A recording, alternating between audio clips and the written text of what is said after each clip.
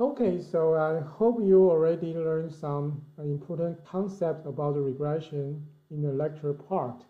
And so in this workshop, I will use the real data to illustrate some the dirty job that we can do in the MATLAB.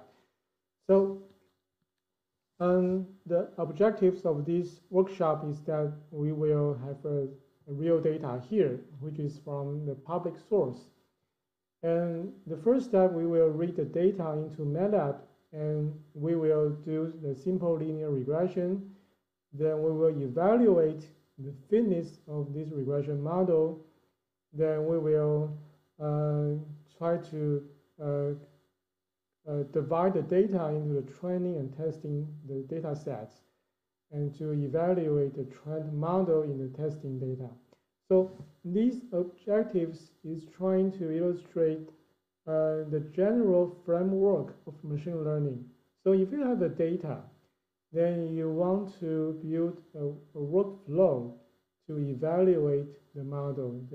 So that's the important part. We want to divide the data into the training and testing data. Then we will decide whether or not the model is good. Okay. So the data we used in this workshop is from the public source, which is from the Kaggle. The Kaggle is the very important or the most resourceful website in the world. It contains many machine learning data sets, and they have a competition on the Kaggle that so you can form a team to do a machine learning competitions, and you can build a model to beat up the others models. Then maybe you can get the winning prize, which is sometimes is very huge prize here. So the Kaggle is really a useful website. Then it has lots of data. But here I just introduce you a very unique data set here, which is a medical cost personal data sets. And this data contains several variables. If you want to download this data set, you can download from my laboratory website, but also you can follow this link and just try to register an account in the Kaggle. Then you can download the relevant data set directly from the Kaggle. So, okay, so after downloading the data, you can just unzip the downloaded file. Then you will find a CSV data, which is you can open by the Excel software. So when you open this CSV file, you will find there are lots of the data here. Then actually they have 7 variables in this data. And the first variable you can see in the column A, which is the age. And the second column is the sex, which is the female and male. And the third column is the body mass index, which is abbreviated as the BMI. And the BMI is defined as the weight divided by the height in the meters, square height of the meters. So usually if the BMI is larger than 35, it can define the patient has obesity problems. Also in the fourth column, you define how many children it has for this the person. Then also for the fifth column, it has defined whether or not this patient is a smoker. And also for the sixth column, it defines the region of the patient lives in the United States. And the last column defines the insurance charges. So you can see that for the insurance company, they really want to define a reasonable premium or charges that for a person, that so the insurance company doesn't want to lose money, because for people for a person with obesity, he or she may use the medical service very frequently because he needs to treat like the hyperglycemia, like higher glucose, higher cholesterol levels, higher triglyceride levels. So they will have a larger medical expense if he or she has obesity. So in that case, the insurance company might raise the premiums or insurance charge just based on this person's conditions. And that is very common in the United States because in the United States, they have everything is commercialized. So they don't have like a national health insurance program like in Taiwan. So we will, every citizens in Taiwan, they will have like a uniform, the single payer systems. But in the United States, the insurance company will usually define the premium just based on the health conditions. Of course, there have been some change in the United States. They have an Affordable Care Act that can try to reduce this problem. But in general, the insurance company want to define the rule that can calculate the charges that according to the health conditions. Okay, so for example here, the age is also another factors here because the older age may have a higher utilization of the medical service. So reasonably, they might charge higher in older people. Also, in the young people, they may have some accidents. So this is a very complex relationship between the insurance charges and the medical conditions. So here we just have the very simple variables here.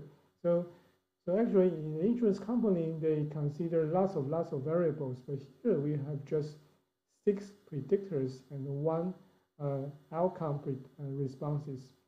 So we will use this data to illustrate the concept of simple linear regression and also multiple linear regression.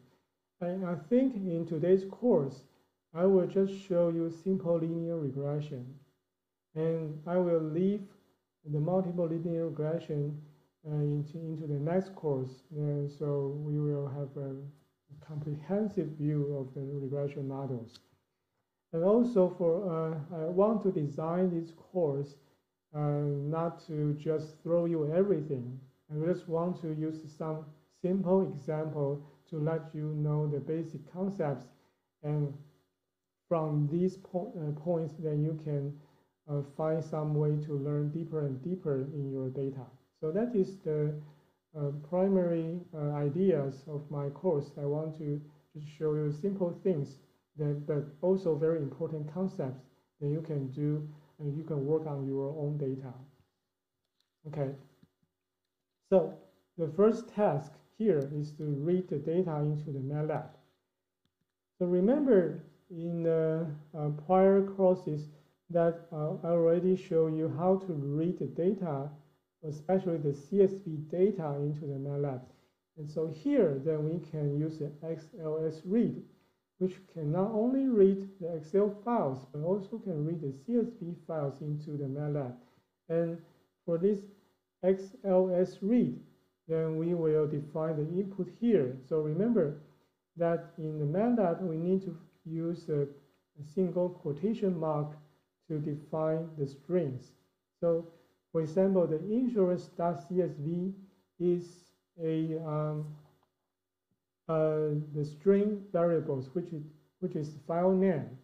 But if you just write the insurance.csv without a quotation mark, then the MATLAB will think that it is a variable, not a file name. So we need to add a quotation mark here to tell MATLAB that this is the string file name, not a variable, not a number variable, numerical variable. So the output of this XLS read can be divided into 3 categories, which is the numerical and the text and the row data here. So from the previous slides, you will see that they have some different types of the data. For the age and BMI and the children and the insurance charge, they are numerical variables because they are all numbers. But for the sex, smoker, and region, they are non-numerical variables because it is defined by the different categories. For the sex, it is defined by the female and male. And for the smoker, it is defined by the smoking status, which is yes or no. And for the region, it is defined by the southwest, the northwest, and east and northeast in different areas. So when we read this data into MATLAB, all this numerical data will put into the non-variables. And all this, the string or text data will put into the text variables. But for all the data, we'll just use the cell format to put into the row variables. So here we have the three categories of variables, but for now we will just use the numerical variables here because I said in this workshop I will show you first the simple linear regression, then we'll move on to the multiple linear regression in the next course. So for now, we will just using two variables, which is the age and the insurance. So remember that in the MATLAB, when you have a matrix, then we need to define the position of the matrix to get a particular variables. So, for example, the age is the first column of the table. So in this case, we will extract the age information from the first column of the number non-variables. And for the first dimension, which is contains all values for the all cases, then we'll just use the column to define this. We need all cases. Okay. So likewise, we can use the same way to define the insurance variable, which is in the 7th columns of the table. Okay, so let me just show you how to do this in the MATLAB.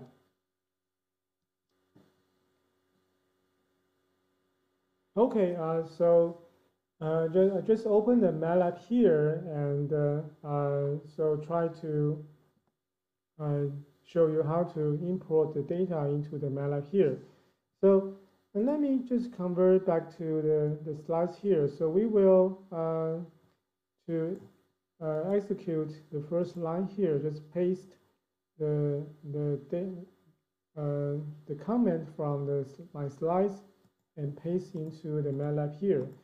So the thing that here there's a problem here because in the PowerPoint, sometimes they will change the quotation mark here, but you will just need to modify this quotation mark by the just single quotation mark, not this weird quotation mark.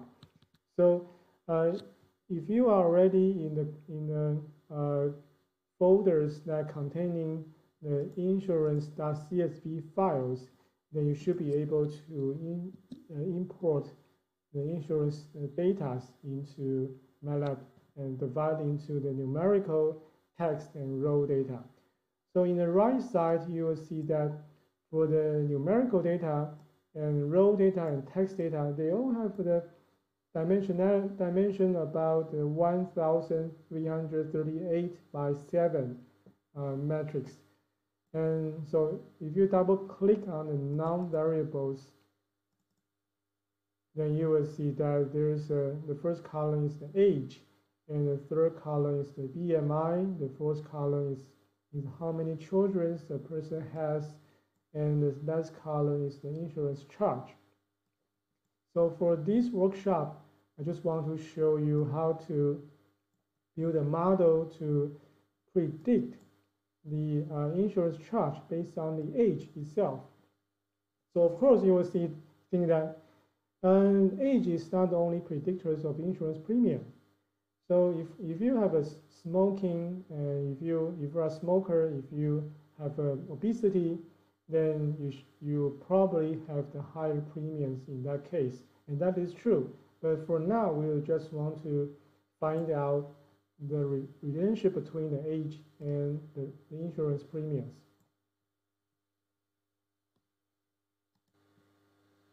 Okay, so just like if you already successfully import the data into the MATLAB, the next step is that you want to extract the age and the insurance information from the non-variables here. So the non-variable here is the two-dimensional matrix. And the first dimension is the number of the cases, which has, in this data, we have 1,338 cases here. And the second dimension is the number of variables. So we already know that the age is in the first variable. So we need to say that age equals to noun, and we need to put the parentheses here, and the first dimension, that is the case, so we want all cases here. Then we put a comment, then it's separate for the first and second dimension. So for the second dimension, we want to just the first column. So, and don't forget to add a semicolon here, so you will just not pop out all the results. So, and when you hit enter, you will see that there is a new variable called age in the workspace. So if you double click the age, you can examine the data here to make sure you are doing good. Okay, so the next one is the insurance. So for the insurance is the seventh variable columns, and so we just specify the seventh column here. Then we will have the insurance data in these single variables. So both these variables, the age and the insurance, they have 1,338 cases. And now we will use these two variables to do something. Okay, so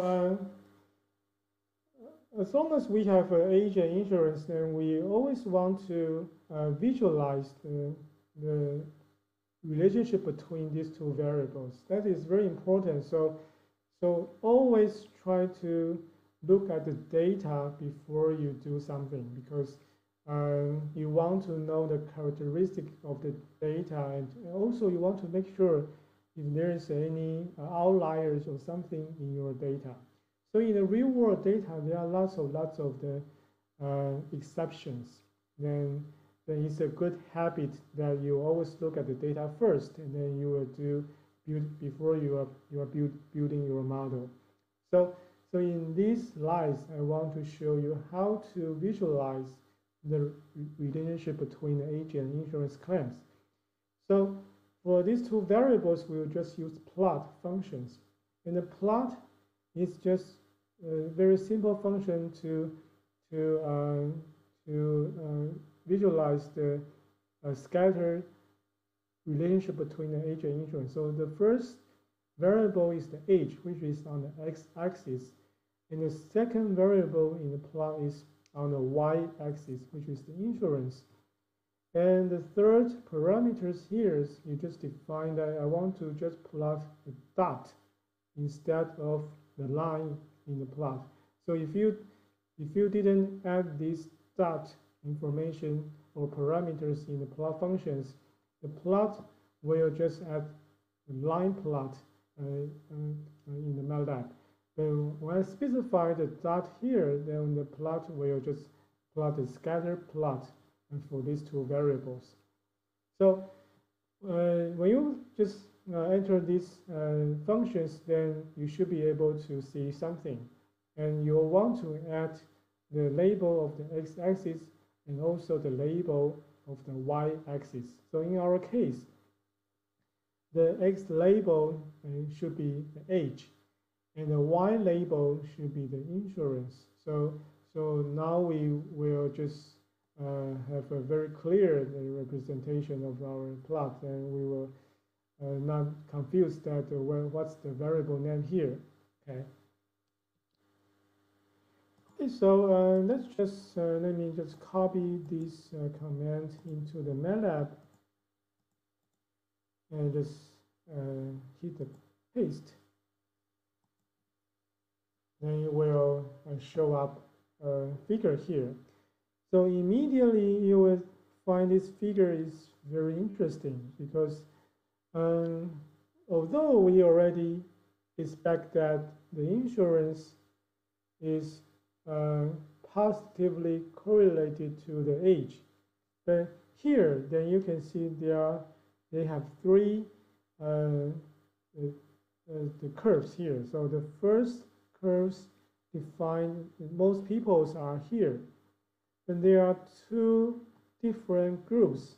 They have not only they have a higher insurance, but they also their insurance premium is also increased as age advances.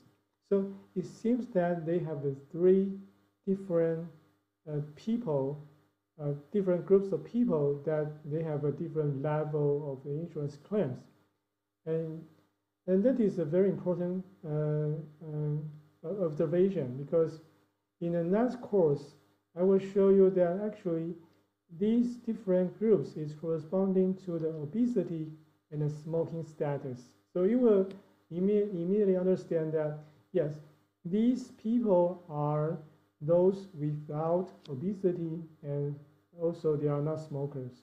So they have a very standard the relationship between the insurance and age.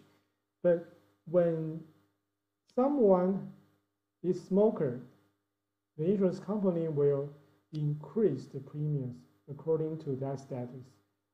Or if someone has obesity, the premium will increase further, because the insurance company said that not only you have, for example, in the age of 40, if you don't have a smoke, if you are not smoker and you don't have obesity, the company might just give you the premium, cheaper premium.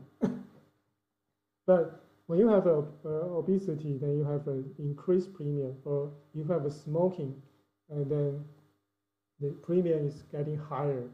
So the premium is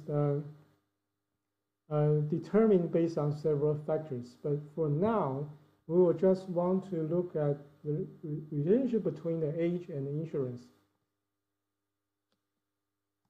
So let's back to our slides here. So I'll just show you the result of the visualization between age and insurance claims.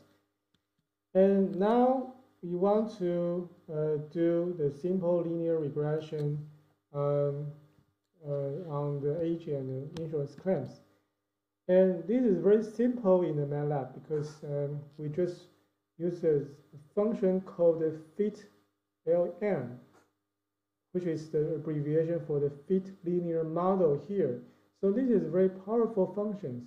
And this function can not only do simple linear regression, it can also do the multiple linear regression here. So I want you to just stop for a while to look at the MATLAB and to look at the documentation of this fit linear model, fit-ln here, then you will find lots of explanation to how to use this fit-ln to do very complex tasks. But for now, we just want to fit a simple linear regression model based on the age and insurance. So we will just call this model and then the model 1. So model 1 equals to fit-ln, and in the parentheses, we will just have two input variables. The first one is the predictors, and the second one is the dependent variables or response. So you will always use the predictors to predict the response here. So don't just mix up the age and insurance. If you put the insurance in the first parameters and age in the second one, then you actually try to use insurance to predict age. So this is very important in the MATLAB, because it has the order relationship, so don't get mixed up here. So we want to use age to predict the insurance, not insurance to predict age. Okay, so if you enter this command in the MATLAB, then you should be able to see this kind of result. Show you that model 1 equals is a linear regression model.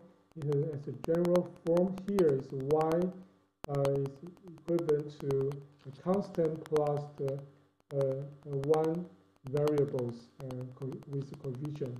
So the estimated coefficient here is that for the constant is the 3165.9, and for the coefficient for the x1, which is the age, is the 257.72.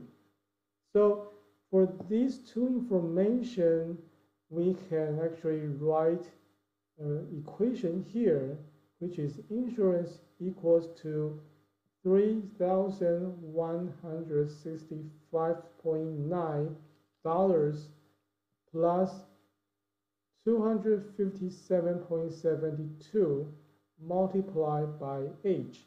So the unit for the insurance is the dollars, and we need to convert the age into the dollars. Then this regression model help us to derive the constants and the coefficient in for the variable age. Okay, so if you look at the bottom of the output in the MATLAB, you should be able to see that it will tell you the number of the observations. So in this case, we have 1,338 variables or observations. No, 1,338 observations.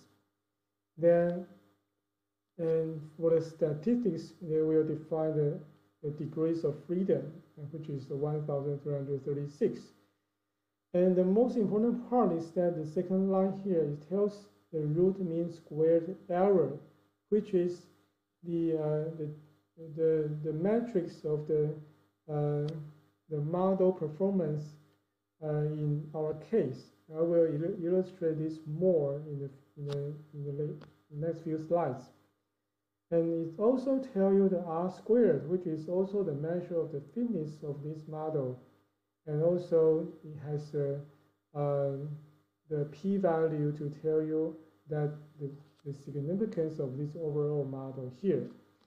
So for this x1 variable, which is the age, it tells you that the p-value is very significant because it has a very small p-value, meaning that the age is really predictors of the insurance claims. And so we can, based on this simple linear regression, that we can conclude that the age is really a predictor of insurance claim. And also, we can write an equation to derive the insurance and the values, dollars, and the amount of dollars just based on the age here. Okay. So the next things is that we try to visualize these regression results. So if we have a model, then we can use this model to predict the outcome based on the predictors. So in our case, we use all the cases in our data. So if we want to know what's the predictions from the age, we just use the predict functions. These predict functions can just utilize the trend models and the predictor informations to give you the response, which is the insurance claims in our example. So if you execute this line, you should be able to derive prediction values based on the age. Then we try to visualize these kind of things. So not only we plot the actual the data between the age and insurance, we also want to plot the age and the corresponding predictions.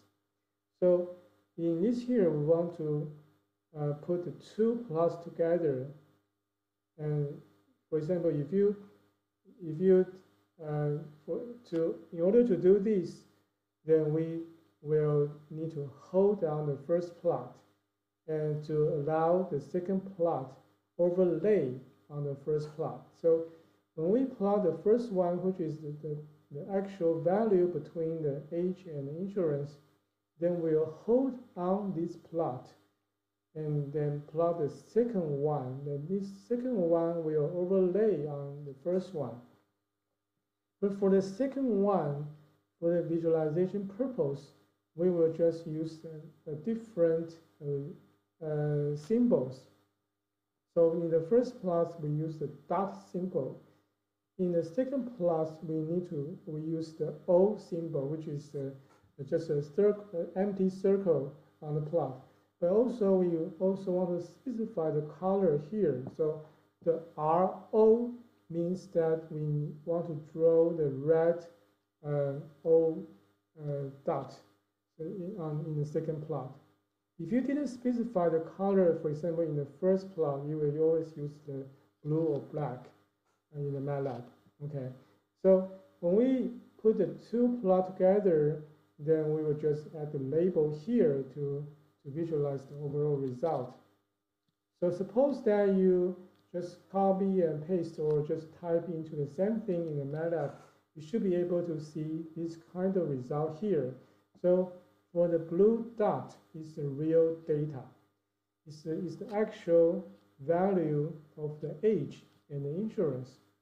But for the red dot here, red O dot here is the predictions based on the age. Okay, so you will see that in our case, we really find a straight line to explain the relationship between the age and insurance. And this line, and then we can tell that it will just fit between the normal people and those with obesity and smoking. So like I said, this model, I just want to illustrate the concept how to do the simple linear regression. But if you want to improve your model, then you really want to do the multiple linear regression, and which I will show you in the next course. But for now, we will just examine the performance of these predictions. Okay, so it's very important that we not just find the model, we will also want to evaluate the fitness of the model.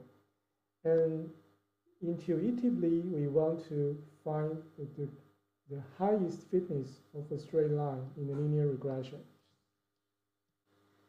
But how do we define a metric to measure the performance of a model? So remember that I said in the lecture part that for a linear regression, if a model performs well, we should observe the difference between the actual and the predict value. Difference should be very small. So this squared error is a matrix to measure the average, the error of all data points. So for each data point, we can always find the difference between the actual value of that data point and the predicted value of that data point. Then we just simply to take a difference and take a square and to sum all these square difference and to make an average. So that is called a mean squared error, which is also sometimes abbreviated as MSE. But in evaluations, sometimes I just want that this value has the same unit as the response. So you see, you can find that this is the squared of the response. If you, for example, if we have a insurance premium as the response here, Then the squared insurance means that you need to, this value is corresponding to the square dollars. And that is sometimes it's difficult to evaluate because we want something that's very intuitive. So sometimes we will take the root mean square of these things to make the unit is consistent between this error matrix and the actual units of the response value. So put in the very simple sentence is that we want to evaluate the RMSE in the same unit as the response. For example, the insurance is by the dollars. Then we also want this value to be a dollar, so we will immediately know that how large is the error in the model. Okay, and there is another way to evaluate the model, which is the R-square, or the coefficient of determination. So you probably already heard about R-square in many papers. And R-square is really a matrix to tell that how much variance you can implement based on your predictors. So to do this, we need to evaluate the mean square errors based on our model. But also, we want to evaluate the mean square errors based on the baseline, which is, in the case of linear regression, we will just take the mean of all data. So if you plot the straight lines based on the mean value of the data, then you can also find the difference between the actual values and this mean data. And try to picture this. If you have a model has a very good fitness, you should have a very low mean square error, right? Because you have a very good model and the error is very low. So the low MSE in the model should derive into the number close to 1 in this equation. So when you see a larger R-square, it always means that it has a lower square error in the model, which means you have a low errors. So the R-square is usually inversely proportional to the mean square errors based on these equations. Then when you have a larger samples, you need to adjust this R-square, because when you have lots of observation and the predictors, then intuitively you will always find the model can fit the data when you have a larger number of the predictors. So in that case, we want to adjust the R-square based on the number of observations and also the number of independent variables. So you don't want to overestimate the R-square. So the adjusted R-square is usually reported in the literature, and so allow us to evaluate the real performance of the model. So I will show you these two slides because we have different approaches. One is we want to measure the regression model based on the error, and also we want to measure the model's performance just based on its explainability. So for now, we just focus on these mean square errors. Okay, so for the MATLAB, it's simple because when you have done modeling the data, then you just try to get the statistics in the models and the result.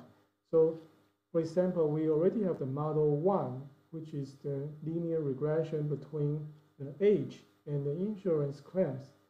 Then this model 1, it has parameters called RMSE, which is the root mean square of the errors. Then the result is here, which is the 1,000. Oh no, it's a 10. 11,560. So in MATLAB, usually the number will represent in the scientific format. So in the scientific format, we will have a decimal following by the e plus signs, which means that it's the power of 10 in this number. So the power of 10 in 4 means that we have a 10,000. It's 1 followed by the 4 zeros. 1, 0, 0, 0, 0 is the 10,000. So in this case, we just the number is 11,560. Okay, means that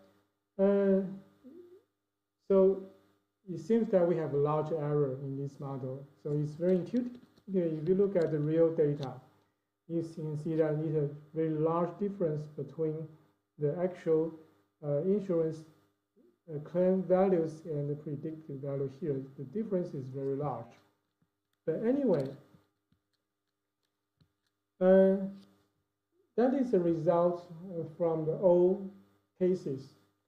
And if you just fit the data for using old cases, you will never have the chance to evaluate the model in the other data. So oftentimes we have only one data set.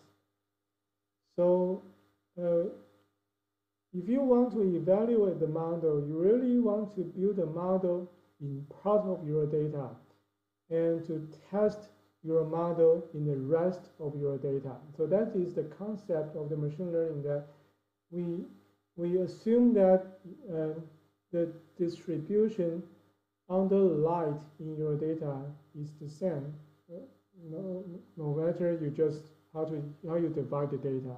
So you can just randomly sample your data into the training and testing.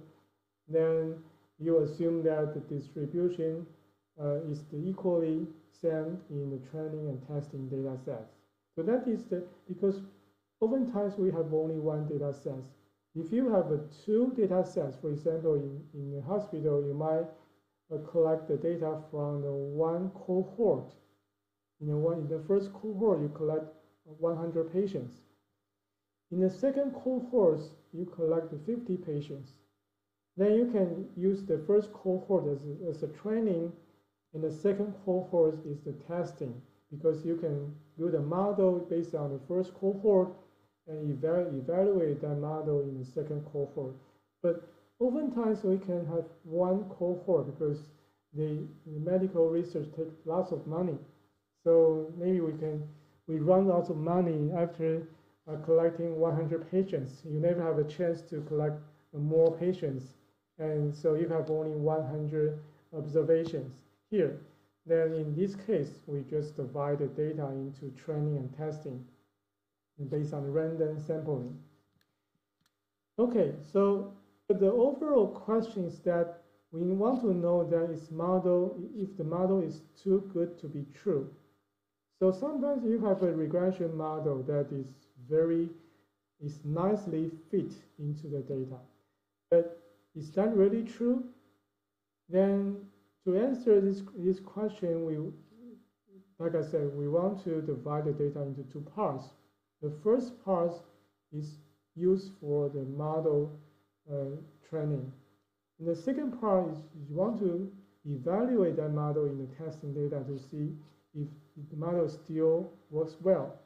So that is the whole point of the training and testing. Okay, but how do we divide the data into the training and testing subset? Then let's take a look at this table. So we have 1,300 cases. Then we just randomly sample from these cases. For example, we start from the second row. So this row we might assign this as the training, and the next one may be assigned as the testing. The next one is still the testing, and the next one is the training, like that. But we just assign the training and testing in a random way. So So we need to write some code to divide the data into the training and testing subset. And you might want to ask, what's the proportion or what's the ratio of the training and testing? And usually we'll put more samples in the training data and less sample in the testing data, because you really want more samples and to build a reliable models. Then you assume that these models is reliable enough to in the testing data. So we always want to have more data in the training data set and less samples in the testing data set. And usually we will use the 7:3 ratio here. So it means that for the 10 subjects, then 7 of them will put into the training, and the 3 of them will put into the testing. So to do the random sample is also very simple in the MATLAB. We just look at the random sample functions. The random sample functions, you see the first line of the description here. It returns the k values sampled uniformly at random without replacement from the integers 1 to n. Means that if you have 1,300 cases, you just randomly sample k values, unique k values without replacement, and in a random fashions. So that is the function we need in our task, because we want to randomly sample the data into 2 parts. Okay, so just take a look at these random sample functions, then you will get more intuitions about this job. Okay, so this is the most complex part of this workshop.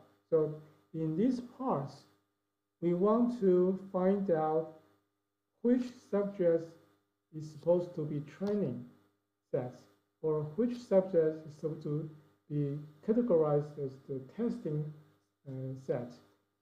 So the first thing we need to do is that we need to create a matrix or vectors that is the test index. Okay, for this test index, we just define as a 1 and 0. But for initial purpose, we will put all number 0 in this test index.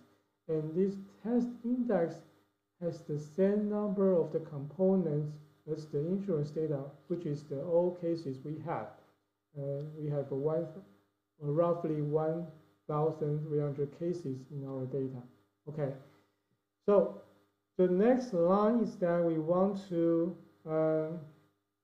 randomly sample this whole number of cases to see that which part of the data we should be assigned as the test. So here you can see that the total number of the cases is the length of the insurance data. Okay, it's the length functions, and in the parentheses we just put the insurance variables, so it can tell us the total length of the insurance variable, which is the total number of the cases.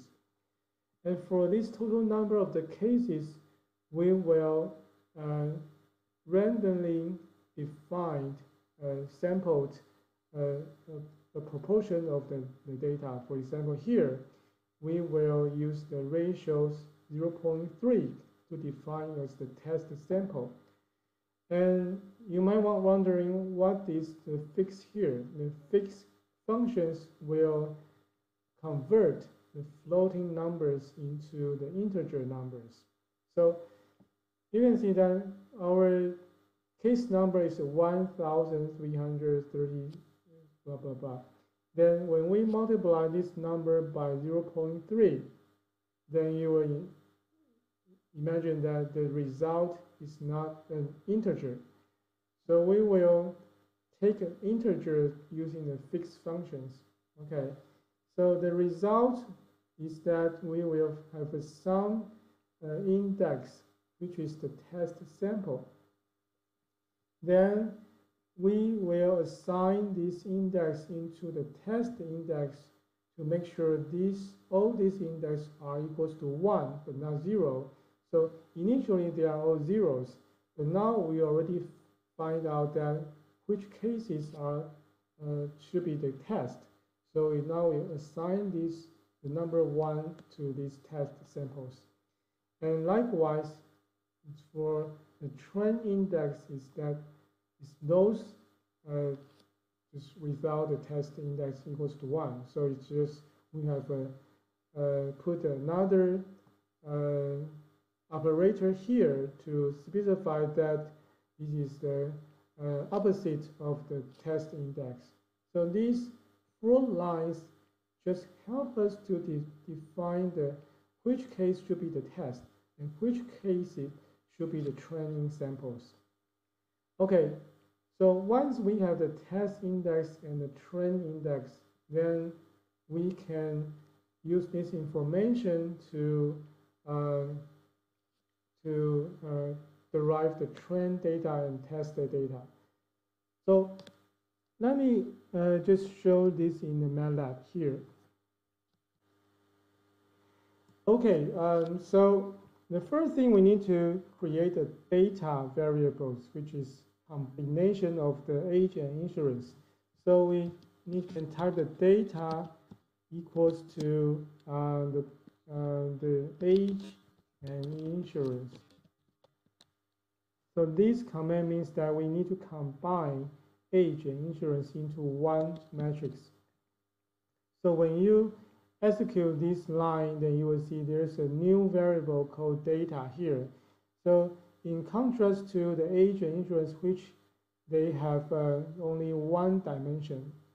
In the data, because we combine age and insurance, so they have 2 dimensions right now. It's a 1,338 by 2, which is the first column is the age and the second column is the insurance. Okay, so back to our slides. So we can just copy these 4 lines into the MATLAB. Okay, so the critical comment here is the random sample, because we will randomly sample a proportion of the cases from all data. Then you can see that in this case we will divide the data into the test sample has the 401 cases, and the trend sample the test index has the trend index has a 1,300. Yes, the trend index has a 1,338 cases. Also, the test index has a 1,338 cases. Because if you double click on the trend index, you will see that for the first case, it is assigned to the trend sample. In the second case, it is also assigned to the trend sample. And the third case is assigned to the test. It is 0. And also, if you open, double click on the test index, you'll see the opposite patterns, because the first case is for the training, so it is 0, and the third case is for the testing, so it is assigned as 1.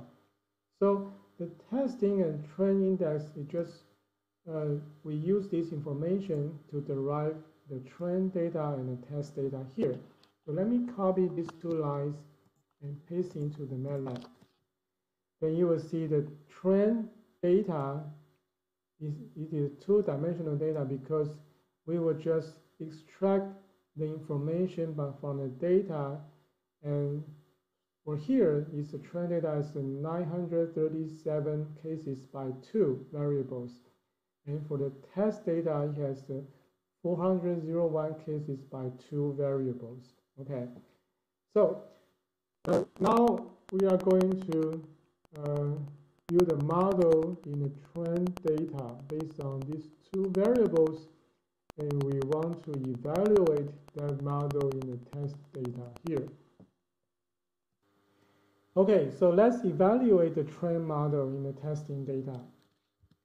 So to do this is very similar to what we have done in the model 1.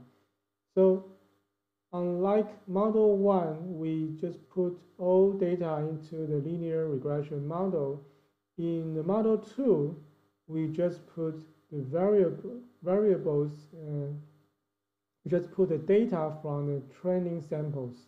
So in the model 1, we put the age and insurance here in the input of the fit-LM functions. But in the model 2, we put the information from the trained data. From the trained data, the first column is age, and the second column is insurance. So that's how we build a model in the trained data, because we only use information in the training data set. And if you enter this line, this information in MATLAB, you should be able to see the following result. So very similar. Here we can also see that we have a new model, which is the insurance claim equals to $4,675.5 plus 217.78 multiplied by age.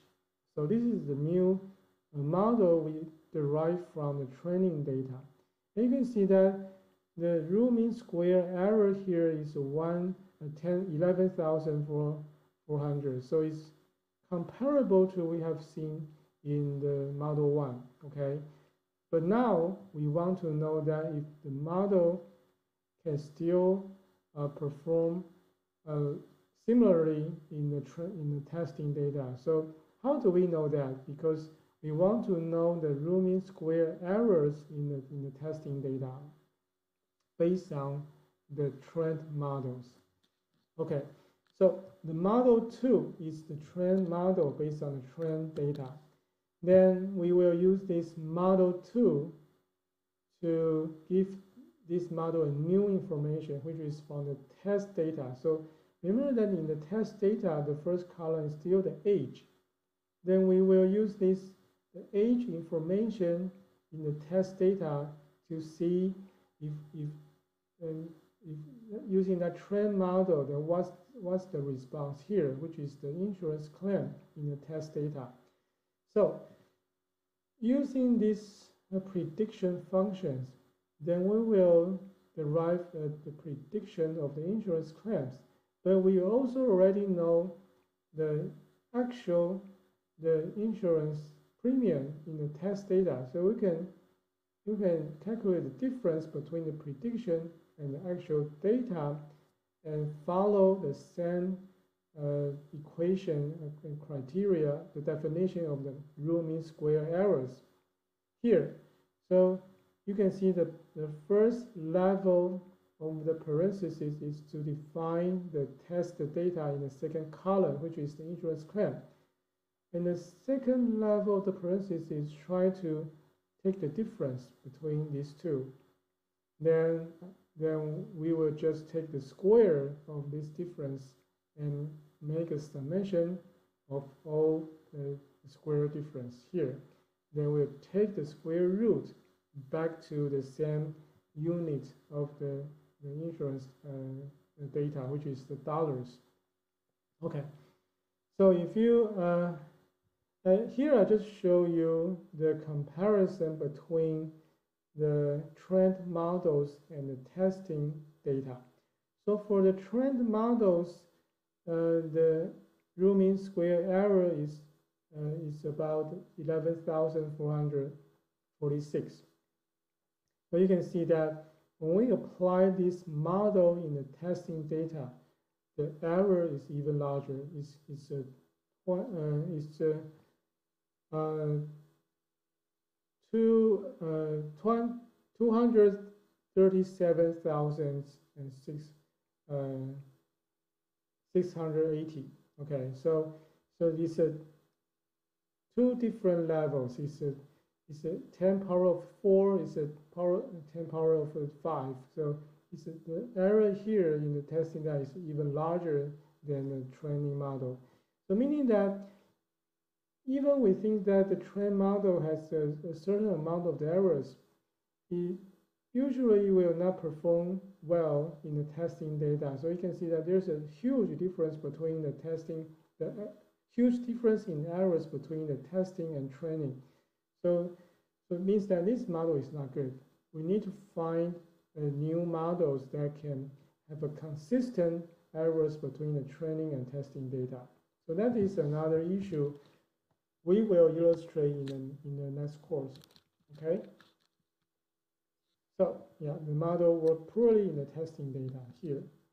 So let me summarize what we have done in this workshop.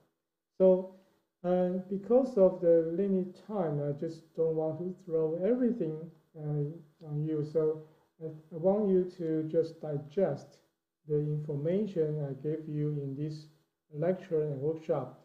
And the most important part is that this framework is consistent in our courses, because we want to have a generalized framework to do the machine learning. So in this workflow, we will always divide the data into the training and testing subset. Then we will build a model for the training data. Then we will evaluate this trained model in the training data to see if this model has a very goodness of fit. Then we will use this trained model to predict response in the testing data. Then we will see if the error in the testing data is still comparable to that we have seen in the training data. So that is the essential part. So for the regression result, we will use the error as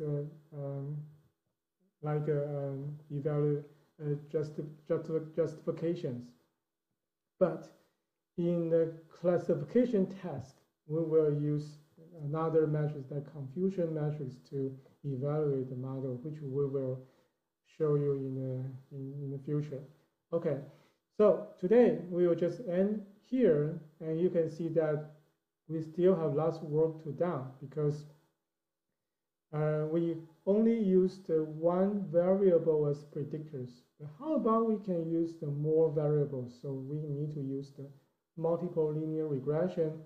That hopefully we can find a better model than a simple linear regression. So that's for now, and hope you enjoy the whole course, and just do not hesitate to email me or just find me to if you have questions. Thank you very much.